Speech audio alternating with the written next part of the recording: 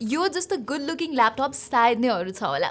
मसँग आज छ लेनोभोको यो योगा 9i 2023 भन्ने 2-in-1 कन्भर्टेबल ल्यापटप, जुन चाहिँ हेर्दा मात्र प्रिमियम होइन कि निकै फिचर रिच पनि छ। यो ल्यापटप चाहिँ नेपालमा 2,30,000 रुपियाँ पर्छ। या इट्स क्वाइट एक्सपेन्सिभ, तर honestly you will be surprised by how good this laptop is. सुरुमा त एज यु क्यान सी यो ल्यापटप हेर्दा नै लास्टै प्रिमियम देखिन्छ। अनि युजुअली धेरै जस्तो ल्यापटपमा चाहिँ अलिकति पोइन्टी एजेसहरू हुन्छ, जसले गर्दा यसरी हात रेस्ट गर्दाखेरि और धेरै बेर टाइप गर्दाखेरि अलिक अप्ठ्यारो हुने गर्छ। तर योगा 9i को चाहिँ यस्तो कर्भ डिजाइनले गर्दा it feels very comfortable to use. Build quality पनि पुरै एलुमिनियम मेटल हो र लास्टै रोबस्ट अनि प्रिमियम छ। प्लस बोकेर हिँड्दाखेरि पनि भारी छैन, as it only weighs 1.38 kgs। अनि यसलाई चाहिँ अब यसरी एक हातले पनि खोल्न मिल्छ, विच सोज कि यसको weight distribution is quite balanced. Likewise यतिको स्लिम एन्ड ट्रिम डिजाइनमा पनि राम्रै पोर्ट सेलेक्सन लेनोभोले इन्क्लुड गरेको छ। तर आई जस्ट विश कि यहाँ HDMI पोर्ट भएको भए चाहिँ अझै बेटर हुन्थ्यो। लेनोभो योगा 9i मा चाहिँ IR ब्लास्टर पनि छ। सो साइन इन गर्न चाहिँ तपाईँले यहाँ पासकोड र फिङ्गरप्रिन्ट लगइन बाहेक विन्डोज हेलोको सपोर्ट पनि पाउनुहुन्छ। मलाई चाहिँ यो ल्यापटपको स्क्रिन पनि अति नै दामी लाग्यो। यहाँ चाहिँ यु गेट 14 इन्चको 2.8K रेजोल्युसन अनि HDR सपोर्ट भएको OLED display, which is one of the best in its class. यहाँ चाहिँ अब 90 Hz रिफ्रेस रेट पनि छ। सो जे होस्, चलाउँदाखेरि पनि निकै स्मुथ फिल हुन्छ यो laptop. But just look at this डिस्प्लेको क्वालिटी के कति मजाको कलर रिप्रोडक्सन छ यसमा। यहाँ चाहिँ तपाईँले 100% DCI-P3 कलर कभरेज र 16:10 एस्पेक्ट रेसियो भएको भएर डिस्प्लेसँग इन्टरेक्ट गर्दाखेरि चाहिँ निकै इमर्सिभ एक्सपिरियन्स पाउनुहुन्छ। अब ब्राइटनेस चाहिँ बाहिर चलाउनको लागि त्यस्तो खतरा चाहिँ छैन, तर इन्डोर युसेजको लागि चाहिँ मोर देन इनफ नै छ। सो यो कुरामा खासै कम्प्लेन चाहिँ गर्दिनँ म। ओके, यो ल्यापटपको अर्को विशेषता भनेको चाहिँ यो अब यो 2-in-1 ल्यापटप हो। सो यसलाई यसरी ट्याब्लेट बनाएर पनि युज गर्न सकिन्छ।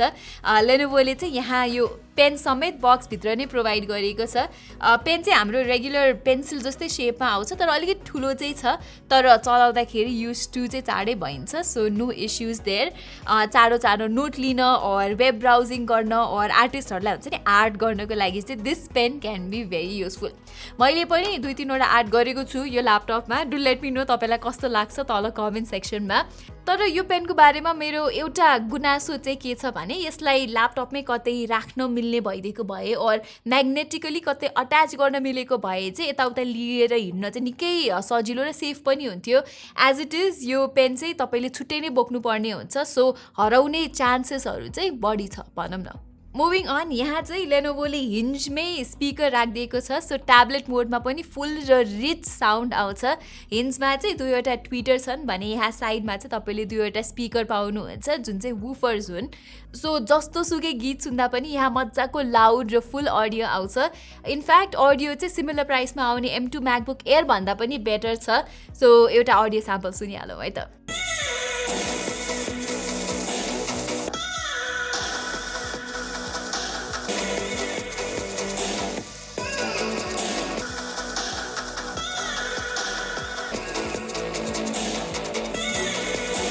लेनोभो योगा 9i मा चाहिँ विभिन्न अडियो प्रोफाइल पनि तपाईँले राख्न सक्नुहुन्छ। सो आफूले चाहे अनुसार म्युजिकको लागि छुट्टै, कल्सको लागि छुट्टै र गेम्सको लागि छुट्टै अडियो प्रोफाइल चाहिँ सेट गर्न मिल्छ। त्यो गर्न चाहिँ यहाँ किबोर्डमै तपाईँले डेडिकेटेड बटन पनि पाउनुहुन्छ। अब किबोर्डको कुरा गर्नुपर्दा मजाको सफ्ट फिडब्याक भएको किबोर्ड छ यसमा। वेल स्पेस पनि लाग्यो मलाई। लेआउट चाहिँ अलिकति डिफ्रेन्ट छ। राइट साइडमा चाहिँ मैले अघि नै भनेको म्युजिकको लागि और भिडियोजको लागि अनि पर्फर्मेन्स मोड चेन्ज गर्नको लागि चाहिँ 4-5वटा फङ्सन बटन्सहरू छन्, जुन चाहिँ अब निकै ह्यान्डी आउन सक्छ। यो ल्यापटपको ट्र्याक प्याड चाहिँ फेरि मलाई ठिकै एभरेज मात्रै लाग्यो। प्रेसिजन र जेस्चर्सहरू चाहिँ यसले राम्रैसँग रेजिस्टर गर्छ, तर यो ट्र्याक प्याड चलाउँदा म्याकबुक जतिको मजा चाहिँ आउँदैन। ओके ल, अब चाहिँ पर्फर्मेन्सको कुरा गरौँ है त। यहाँ चाहिँ हामीले इन्टेलको लेटेस्ट 13th Gen प्रोसेसर पाउँछौँ, core i7 1360p to be exact. अब यो चाहिँ P सिरिजको प्रोसेसर भएकोले यसबाट हामीले नर्मल अल्ट्राबुक्समा हुने U सिरिजको चिपसेट भन्दा चाहिँ बेटर पर्फर्मेन्स पाउन सक्छौँ भन्ने अझै पावरफुल H सिरिजको प्रोसेसर जतिको ब्याट्री पनि यसले कन्ज्युम गर्दैन।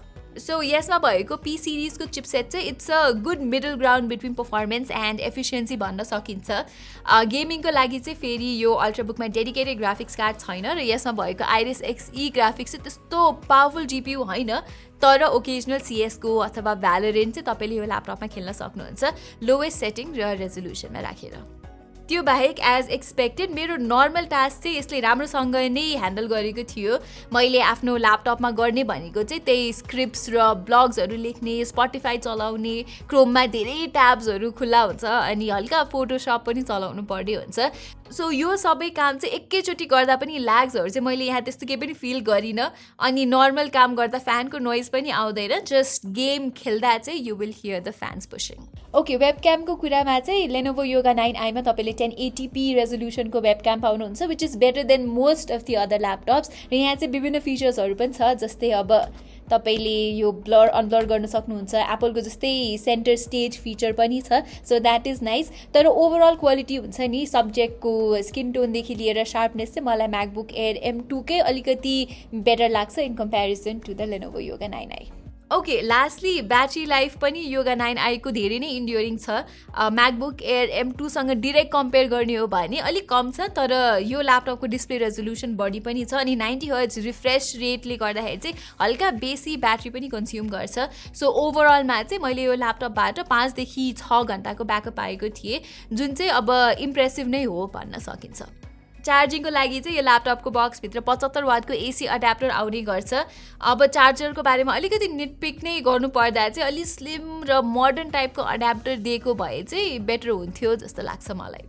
ओके, ओभरअलमा चाहिँ मैले यो Lenovo Yoga 9i ल्यापटप चलाउँदा निकै राम्रो एक्सपिरियन्स पाएँ र अनेस्टली मैले चाहिँ आफ्नो म्याकबुकलाई पनि मिस गरिनँ except for the track pad अनि वेबक्याम। यो ल्यापटपको बेस्ट कुरा चाहिँ यसको डिजाइन र डिस्प्ले चाहिँ अति नै दामी छ, प्योर प्रिमियम एक्सपिरियन्स हुन्छ अनि मिटिङहरूमा लग्दाखेरि पनि एकदमै महँगो ल्यापटप बोकेको भाइब दिन्छ यसले। सो जे होस्, मार्केटमा चाहिँ यदि तपाईँ एउटा लास्टै premium 2-in-1 laptop pen support भएको वाला ल्यापटपको खोजीमा हुनुहुन्छ भने this is the best option. So everyone, यही नै थियो हाम्रो Lenovo Yoga 9i को रिभ्यू। यो ल्यापटप चाहिँ हामीले ITTIबाट ल्याएको and it will be return after the review is over. तर यदि तपाईँ चाहिँ हाम्रो च्यानललाई सपोर्ट गर्न चाहनुहुन्छ भने तपाईँले तल दिएको ITTI को लिङ्कबाट चाहिँ यो ल्यापटप पर्चेस गरेर हामीलाई सपोर्ट गर्न सक्नुहुन्छ। यदि भन्दै म प्रतिमा अधिकारीलाई बिदा दिनुहोस्। धन्यवाद।